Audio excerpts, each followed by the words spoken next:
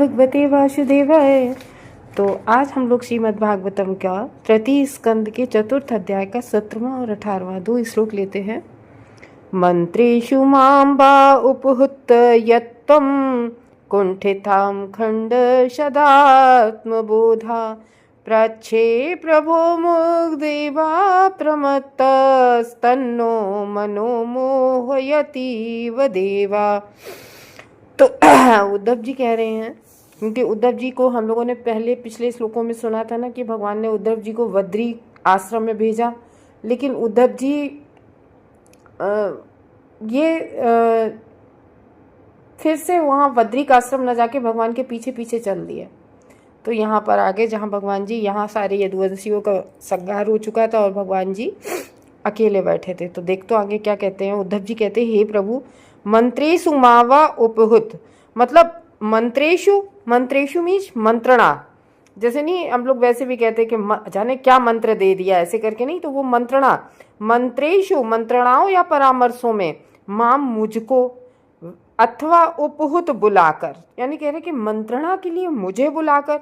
जो कौन? भगवान। देखते हैं बहुत अच्छा है कि तुम आप अकुंठित, बिना हिचक किए हुए, अखंड, बिना अलग हुए आप अखंड हैं, और सदा सदैव आत्माभूत, मतलब आप हमेशा कैसे हैं? आत्मा में विलीन रहने वाले हैं, वो इतने बुद्धिमान हैं, आप अखंड हैं, अकुंठित हैं आप, और आपने मंत्रणा के लिए मुझे पूछा। तो प्रभु, हे प्रभु, मुग्धा मीन्स मोहग्रस्त हो रहा हूँ। जैसे नहीं कहते हैं मोहग्रस्त, मानो अप्रमत, यद्यपि कभी मोहित नहीं होता है वह कि मोहिती। तो ये कि हे प्रभु, आपका जो सनातन आत्मा है कभी भी काल के प्रभाव में विभाजित नहीं होती है, क्योंकि भगवान तो काल के परे है ना। जो भगवान काल के परे हैं उन पे कोई काल का भी प्रभाव नहीं होता है, और वो भगवान पूर्ण ज्ञान से परिपूर्ण है। तो कह रहे हैं कि आपके पूर्ण ज्ञान की कोई भी सीमा नहीं है। आप तो कह रहे हैं आप पूर्ण ज्ञान से और इस तरह आपने अपने आप से परामर्श लेने में पर्याप्त सक्षम है। कोई भी बात है तो आप अपने आप ही सोच, मतलब कोई भी कार्य करना है तो आप अपने इतने आप सक्षम हैं। तो क्योंकि भगवान हैं ईश्वर, सक्षम हर चीज में, लेकिन आप हर चीज में सक्षम हैं, किंतु फिर भी आपने परामर्श के लिए मुझे बुलाया। तो ये चीजें मुझे बड़ा असमंजस में मोहग्रस्त कर रही हैं, मुझे असमंजस में डाल रही हैं। और आप तो कभी भी मोहग्रस्त नहीं होते हैं, जो भी निर्णय लेना होता है वो ले लेते हैं तुरंत। क्यों? आप अकुंठित हैं, अखंड हैं, असीम ज्ञान से परिपूर्ण है, बुद्धिमान है। तो आपका ये कार्य जो आपने हमें बुलाया मंत्रणा के लिए, देखो ये इस बार ही नहीं बुलाया, हम पिछली जब कृष्णा बुक पढ़ें तो या आगे स्कंद 9वें स्कंद में 11वें स्कंद में आगे आएगा, उद्धव जी को भगवान ने कई बार मंत्रणा के लिए बुलाया और कई बार अपनी तब ये, जबकि भगवान सब कुछ जानते हैं, लेकिन एक प्रेम, बस उद्धव से बड़ा प्रेम था। एक बार याद कीजिए आप, एक बार जब जरासंध कई बार वो वध कर रहा था और इधर राजसूय यज्ञ युधिष्ठिर का संपादन कराना था, तो इन विभिन्न उपक्रमों में भगवान ने तब भी उद्धव जी से सलाह ली थी। तब भी पूछा था कि हे उद्धव मुझे बताओ कि क्या कर्तव्य होना चाहिए। तो उद्धव जी ने फिर कहा था कि नहीं, जरासंध का वध होना चाहिए, क्योंकि जो 20,000 राजा उसमें थे, जरासंध के उसमें कैद में थे, तो राजसूय यज्ञ में कई राजाओं का योगदान भी बहुत जरूरी था। तो इस तरीके से उद्धव जी से कई बार उन्होंने सलाह दी। तो उद्धव वास्तव में कभी भी मोहग्रस्त नहीं थे, और उद्धव भी भगवान के भक्त थे। तो किंतु उद्धव जी यहाँ पर ये कह रहे हैं कि ये विरोधाभास बातें मुझे मोहग्रस्त बनाने वाली प्रतीत होती हैं। जैसा कि हम लोगों ने भगवान की लीलाओं के बारे में जाना कि कहीं तो गोवर्धन पर्वत उठा लेते हैं और कहीं पूरे भौतिक जगत से अछूते हैं। तो और कहीं कालयवन, देखो जरासंध को 17 मथुरा पे आक्रमण किया, जरासंध को 17 बार उसे मारा नहीं, उसको मार के भगा दिया, और 18वीं बार में खुद वो छोड़ के चले गए हैं। और काल को परे रखने वाले, जिनके अंडर कंट्रोल काल हो, वो कालयवन से भाग रहे हैं। तो ये बातें भगवान की, ये जो विरोधाभास बातें हैं, तो उद्धव ये कह रहे हैं कि ये चीज़ें हमें बड़ी बहुत ही ज़्यादा हमें मोहित कर रही हैं। तो कह रहे हैं, हे प्रभु, मंत्रणाओं के अवसर पर काल आदि द्वारा अखंडित तो आप परिपूर्ण हो, आप संशय शून्य हो, आप कोई संशय नहीं है आपके अंदर, तो आप और विशिष्ट शक्ति है आपकी, और ऐसे आप ज्ञानवान होकर भी आप अज्ञवत मुझको बुलाकर मंत्रणा के लिए मुझके बुला, यद्यपि कभी आप मोहित नहीं होते हो। भगवान का ज्ञान, भगवान का जो ज्ञान है वो अखंडित है, कभी भी नहीं समाप्त होने वाला है। तभी भी आप परामर्श, तो ये प्रेम की वजह से परामर्श। जैसे कभी कभी हम लोग ऐसे देखते हैं ना भौतिक जगत में कि हम लोगों को सब पता होता है कि हमें क्या करना है, और हम खूब डिसाइड भी कर चुके होते हैं कि मुझे करना क्या है। और कभी कभी ना हम अपने मित्रों को फ़ोन करके पूछते हैं, क्यों ऐसा कर लें तो ठीक है, तुम बताओ यार ऐसे कैसे करें। ऐसे वो मित्रों को बात करते हुए सुना है ना भौतिक जगत में। तो ये होता है क्यों, एक तो ये कि और मित्रता प्रगाढ़ होती है, मित्र को लगता है चलो ये हमसे मंत्रणा लेता है, तो कोई भी हो, लेकिन यहाँ बात भगवान की हो रही है। फिर भी सावधानी से आप मतलब बड़े पूछते हैं। तो हे देव, आपकी ये लीला हमारे मन को भ्रमित कर रही है। वो उद्धव जी कह रहे हैं, इसका वो पूछ रहे हैं, भगवान सब कुछ जानने वाले हैं, सब कुछ जानने वाले, कहाँ क्या हो रहा है क्या नहीं, भगवान की नजरों से कुछ भी परे नहीं है, फिर भी उद्धव से पूछ रहे हैं। और उद्धव जी भगवान की महिमा जानते हैं, फिर भी भगवान हमसे पूछ रहे हैं। तो ये बहुत एक प्यार का होना भी है। और भगवान और वो भी जब कहते हैं तो भगवान बड़े धैर्य से सुन रहे हैं। ये ऐसा केवल उद्धव जी से नहीं हुआ कि जब कोई असुर लोग परेशान करते थे, सारे देवतागण मिल के जाते थे कहाँ, भगवान जी के पास, और भगवान बड़े धैर्य से सुनते थे सबको। जबकि भगवान सब जानते होते हैं कि असुर क्या कर रहे हैं, कहाँ कौन बवाल काट रहा है, भगवान को सब पता होता है वृत्तासुर कहाँ बवाल काट रहा है। लेकिन फिर भी जब देवतागण सब मिलके शिकायत करने आते हैं और भगवान के पास खड़े होते हैं, तो भगवान बड़े धैर्य से सुनते हैं। ये नहीं कहते हाँ हाँ मुझे पता है, नहीं, ऐसा कभी नहीं कहते भगवान। भगवान बड़ी धैर्य से, बड़ी सहूलियत से सुनते हैं। और जबकि वे सर्वज्ञ हैं, सब कुछ जानने वाले हैं कहाँ क्या हो रहा है। तो चाहे ब्रह्मा जी कोई बात कहने आए, चाहे इंद्र कुछ कहने आए, चाहे कोई देवतागण सब मिलके कहने आए, भगवान सबकी सुनते हैं और सब कुछ जानते हुए सुनते हैं और सबकी मंत्रणा लेते हैं। तो ये उद्धव जी स्मरण कर रहे हैं कि प्रभु का ज्ञान जो है वो निर्बाध परिपूर्ण है, बहुत, मतलब इसमें कोई संशय रहित है, संशय नहीं है कोई कि भगवान में कोई ज्ञान नहीं है, भगवान पूर्ण ज्ञान से परिपूर्ण है। तो कृष्ण तथा उद्धव के बीच का सारा जो विचार विमर्श होता है वो मैत्री मुनि के लावर्त था, क्योंकि हम लोग देखते हैं ना कि मैत्री मुनि आगे झुककर सुन रहे हैं, क्योंकि उद्धव जी से वो नहीं आई टू आई कांटेक्ट, मतलब भगवान उद्धव जी से मैत्री मुनि की तरफ नहीं देख रहे हैं, बिल्कुल उद्धव जी की तरफ देख रहे हैं, उद्धव जी से बात कर रहे हैं। लेकिन पीछे जो मैत्री मुनि है वो सुनने के लिए आगे की तरफ झुके हैं हल्के से, जैसे नहीं कोई बात ध्यान से सुनते हैं। हम लोगों ने जैसे उस दिन डिस्कस किया था, जैसे न्यूज़ सुनते हैं, जब कोई बहुत वैसी ध्यान वाली न्यूज़ होती है तो आदमी आगे की तरफ थोड़ा झुक जाता है, मतलब जैसे ध्यान सुनाई यहाँ से भी दे रहा है लेकिन फिर भी एक वो हो जाती है ना, तो आगे। तो ये चीज़ मैं जो इन दोनों का, भगवान का और जो उद्धव जी का जो वार्ता विचार विमर्श हो रहे थे, ये मैत्री मुनि के लिए बलेलावर्त थे जो पास में बैठे सुन रहे थे। श्री भगवान उद्धव के परामर्श के लिए बुलाते रहते थे जब भी कोई बात होती। जब नगर पर जरासंध तथा अन्यों के आक्रमण किया था तब उन्होंने द्वारकाधीश के रूप में अपनी नैतिक राजसी कार्य के अंग स्वरूप महान यज्ञ किए थे। तो वो भी यज्ञ जब किए थे तब भी उद्धव जी से ही पूछ के कि कौन सा यज्ञ करना चाहिए ऐसे करके, क्योंकि राजा को देखो, जो भी राजा होता है वो यज्ञ करने पड़ते हैं, तभी तो कहा राजसी नेतृत्व में। तो श्री भगवान के लिए कोई भूत वर्तमान भविष्य नहीं होता है भगवान के लिए, क्यों, भगवान तो शाश्वत है और शाश्वत काल का उन पर कोई भी प्रभाव नहीं होता है भगवान पर। और भगवान से कोई भी चीज छुपी नहीं होती है, क्योंकि वे शाश्वत रूप से आत्म प्रबुद्ध है। अतः परामर्श रूपी प्रकाश पाने हेतु उनका उद्धव को बुलाना निश्चित रूप से आश्चर्यजनक है। श्री भगवान के ये सारे कार्य परस्पर विरोधी प्रतीत होते हैं। यद्यपि श्री भगवान के नैतिक कार्यों में कोई विरोध नहीं है, इसलिए उन्हें उसी रूप में देखना अच्छा होगा। तो उनके लिए कोई विरोधी नहीं है फिर भी, और उनकी व्याख्या करने का कोई प्रयास जो है वो नहीं किया जा रहा। उनकी, भगवान की क्या व्याख्या कर सकते हैं हम लोग। तो ये है भगवान नेक्स्ट में क्या पूरे, ज्ञानम परम सात्महरः प्रकाशम प्रोवाच कस्मै भगवान समग्रम। अपि क्षमं नो गृह्णातु भर्ता वृदांजसाय व्रजितुं तरिम।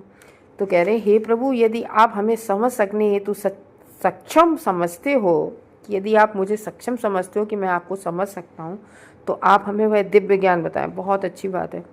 देखो, भगवान को हम लोग भी कोई भगवान को उतना ही जान पाते हैं जितना भगवान ज्ञान प्रकाशित करते हैं, जिस लायक हम होते हैं।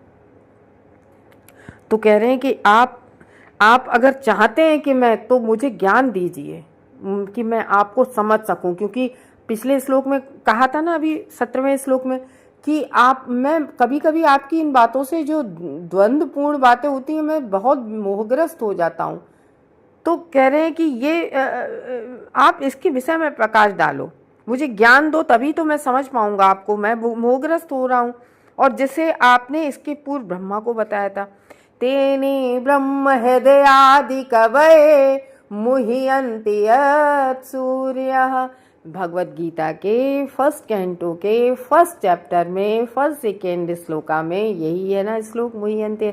बड़े बड़े कवि लोग, बड़े बड़े शूरमा लोग आप मोहग्रस्त हो जाते हैं, आपको समझने, आपको कोई समझ नहीं पाता है। तो कह रहे हैं कि जैसे ब्रह्मा जी को भी भगवान ने ज्ञान दिया, क्योंकि ब्रह्मा जी ने बहुत तपस्या की। तब तपस्या करके फिर भगवान प्रकट हुए और भगवान ने ब्रह्मा जी को पूरा ज्ञान दिया। तभी तो कहते तेने ब्रह्म हृदय आदि कवये। आपने जो ब्रह्मा को ज्ञान दिया, वही ज्ञान क्या? भागवतम का ज्ञान। तो कह रहे हैं कि उद्धव जैसे शुद्ध भक्त को भौतिक क्लेश कोई नहीं होते हैं। कैसा भौतिक क्लेश? हम लोग बद्ध जीव है ना, हम लोगों को इस भौतिक जगत में भौतिक क्लेश तो ही बने रहते हैं। कभी किसी चीज़ का कष्ट, कभी किसी चीज़ का दुख, कभी किसी चीज़ की परेशानी। तो ये हम लोगों को भौतिक जगत में बने ही रहते हैं। क्यों? क्योंकि वह उद्धव को क्यों नहीं थे भौतिक क्लेश? क्योंकि वह श्री भगवान की दिव्य प्रेमा भक्ति से निरंतर लगे रहते थे। तो हम लोगों ने 15वां श्लोक में पढ़ा था ना कि भगवान के चरण, 15वें श्लोक में था इसी अध्याय का 15वां श्लोक, उसमें कहा था कि जो भगवान के चरण सरोज, जो पाद सरोजम, जो भगवान के चरण कमलों की सेवा करता है, वो जो है वो इन सब चीज़ों से मुक्त हो जाता है। तो कह रहे एक भक्त श्री भगवान के सानिध्य में बिना दुखी रहता है, जो भगवान की शरण ग्रहण कर लेता है।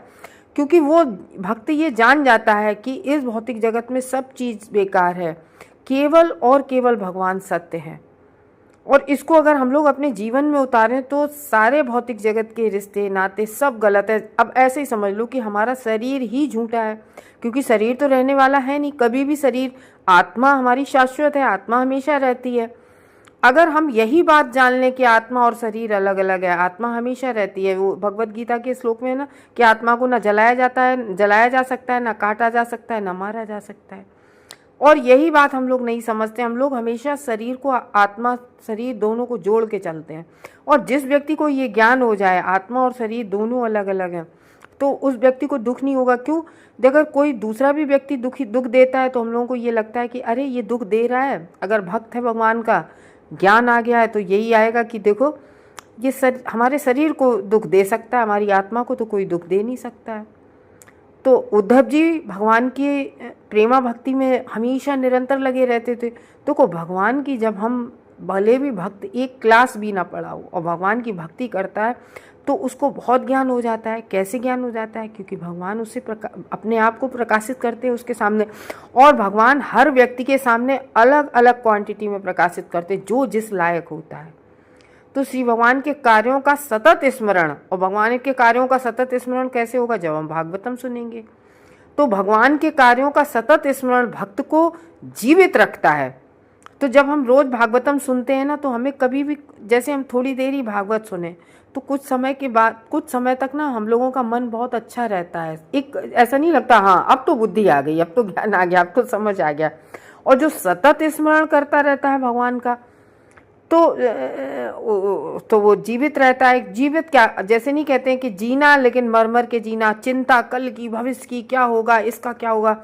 तो अतएव उद्धव ने श्री भगवान से प्रार्थना की। क्या प्रार्थना कर रहे हैं? कि उन्हें भी ब्रह्मा को पहले उपदेशित किए गए श्रीमद् भागवत के ज्ञान में प्रबुद्ध करें। तो वो कह रहे हैं कि जो ज्ञान आपने जो ब्रह्मा जी को दिया था उसी ज्ञान से मुझे भी प्रमुद्ध करें, क्योंकि मैं भी मोहग्रस्त हो रहा हूँ। तो कह रहे हैं यहाँ पर, हे स्वामी, अपने स्वस्थ तथा रहस्य का प्रकाश जो परम ज्ञान है, जो परम ज्ञान आपने जो परम ज्ञान भागवतम का ब्रह्मा जी को दिया था, और वो पूर्ण रूप से वही ज्ञान यदि मेरे ग्रहण करने योग्य, और देखो कितने विनम्रता से कह रहे हैं, यदि मैं उस लायक हूँ, यदि मैं ग्रहण करने योग्य हूँ, यदि मैं उस लायक आप मुझे समझते हो, जो ज्ञान आप ब्रह्मा को दिया, तो यही बात आ गई ना कि भगवान अपने आप को सबके सामने बराबर प्रकाशित नहीं करते। जो जितना भगवान जिसको जितना जानने देना चाहते हैं वो व्यक्ति भगवान को उतना ही जान पाता है। तो कह रहे हैं कि अगर आप मुझे इस लायक समझें, तो मुझे ग्रहण करने योग्य समझें, तो कृपा पूर्वक मुझसे उस ज्ञान के बारे में कहिए। क्या, जैसे यहाँ मोहग्रस्त किससे से तुरंत तो यदुकुल का संहार हुआ, जो उद्धव जी के बड़े प्रेमी थे सब, और अब आप भी अंतर्ध्यान होने जा रहे हो। तो ये दोनों जो एकदम से दुख आ गए हैं कि पूरे यादव वंश का संहार और इधर आप भी अंतर्ध्यान हो रहे हैं, तो ये जो है ये सिंधु को अनायास होने जा रहा है, जैसे नहीं एक समुद्र जैसा दुख हो रहा। बहुत दुखी है उद्धव जी वहाँ पर। तो इस तरीके से वो ज्ञान मांग रहे हैं ताकि इस कष्ट का, इस दुख का निवारण हो सके। तो ज्ञान मांग रहे हैं जो ब्रह्मा, हम लोगों को भी अगर ये ज्ञान हो जाए कि हम लोगों का कोई सगा संबंधी अपने से दूर चला जाता है, कितना दुख होता है। अगर ये ज्ञान हो जाए कि ये हमारे अपने नहीं थे, यहाँ तो हमारे रिश्ते नाते हमारे बनाए हुए हैं, आत्मा तो शाश्वत अकेली है। तो यही कह रहे हैं कि ये जो ज्ञान मांग रहे हैं उद्धव जी, जो ब्रह्मा जी को आपने दिया था, तो ऐसे ज्ञान हो जाने पर दुख चला जाता है। तो वो कह रहे हैं कि संहार हुआ, आप भी अंतर्ध्यान हो रहे हैं, इस दुख को हम कैसे सहन कर पाएंगे। उद्धव जी कह रहे हैं इस दुख को हम कैसे सहन कर पाएंगे, हमें कृपया करके ज्ञान दो वो जो इस दुख को सहने में हम सक्षम बने। तो दुख तो केवल देह का होता है, चाहे वो कैसा भी दुख हो, दुख देह से होता है संबंधित। तो ऐसा ज्ञान मिले जो संशय दूर कर दे, जो हमारे संशय को दूर कर ले, और आप हमें ज्ञान दीजिए जो ज्ञान ऐसा है कि आपकी जो ऐसी लीला है, वो आप ऐसी लीला क्यों कर रहे हैं। आप काल स्वरूप हैं, फिर भी एक बार काले वन से भाग रहे थे। तो इस तरीके की आप लीलाएं जो करते हो, ये सब क्या है, और ये जो कष्ट है, दुख है, इसको सहने की हमें एक कैपेसिटी आ जाए। इस तरीके से उद्धव जी जो है वो भगवान से प्रे कर रहे हैं, ज्ञान मांग रहे हैं। इस तरीके से हमें भी ना भगवान से ज्ञान मांगना चाहिए, जो कि हम लोगों ने अभी पिछले श्लोक में धर्म अर्थ काम मोक्ष की बात की थी ना, कि ये सब, इन सब से ऊपर जो है भक्ति, इस बात पर की गई थी। तो भक्ति से हमें सब कुछ मिल जाता है, ये चीज़ें भी। तो भक्ति कितनी इम्पोर्टेंट है भगवान की। हरे कृष्णा।